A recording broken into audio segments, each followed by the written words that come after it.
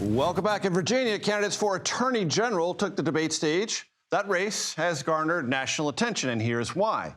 Newly revealed text messages sent by the Democratic nominee, Jay Jones, back in 2022 that said a Republican lawmaker, the one in question was the Speaker of the House of Delegates at the time, should be shot and his children should die. Jones has apologized and said he's ashamed. National political reporter for The Hill, Julia Manchester, joins me now. Julia, thank you so much for joining us.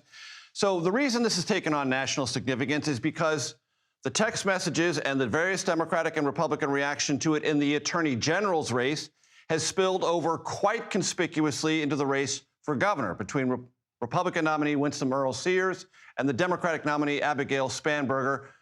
I'll get your assessment of that in a second, but I just want to play for our audience the sound from the debate stage last night. First, Jay Jones, the Democratic nominee for Attorney General, then Jason Miyares, the sitting Attorney General and Republican. Let me be very clear. I am ashamed. I am embarrassed. And I'm sorry. I am sorry to Speaker Gilbert.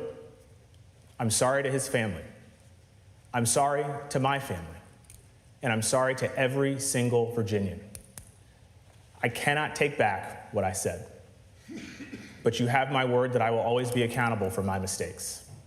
And you also have my word that I will spend every waking moment fighting for you. We have seen a window to who Jay Jones is and the way he thinks of people that disagree with him. Abraham Lincoln said that character is what you do in the dark when no one is watching. But now we know what he was doing in the dark. Jay Jones was angry at Todd Gilbert. Why? Because Todd Gilbert said kind words about a Democrat that had passed away, Joe Johnson. Todd Gilbert was the Speaker of the House of Delegates at the time. So break this all down for us. Its effect on the gubernatorial race, on the race itself, because if you're in this area, as I am, I live here, you see commercials about this race relentlessly.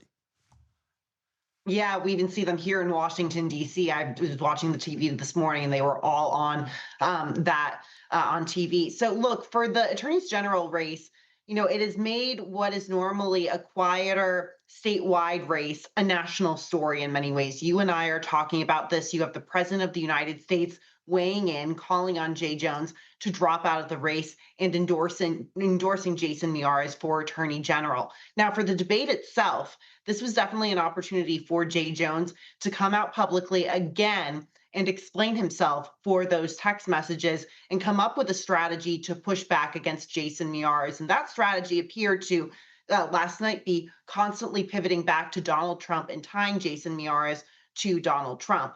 Now, Jay Jones's campaign actually within the last hour announced that they have raised $500,000 in the 24 hours since last night's debate. That's not an insignificant amount of money for a statewide attorney general race. So for Jay Jones, they say they feel the momentum. However, for Republicans and someone like Winsome Earl-Sears, who's been lagging behind in that race for governor, she has used this to try to get back at Abigail Spanberger and tie Abigail Spanberger, the Democratic nominee, to Jay Jones. Abigail Spanberger has tried to distance herself from these text messages, basically declining to endorse Jones, but at the same time not calling on him to drop out.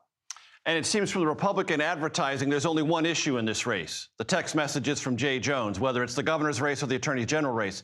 Democrats are trying to make it about President Trump, about federal worker layoffs, about access to abortion rights and other issues.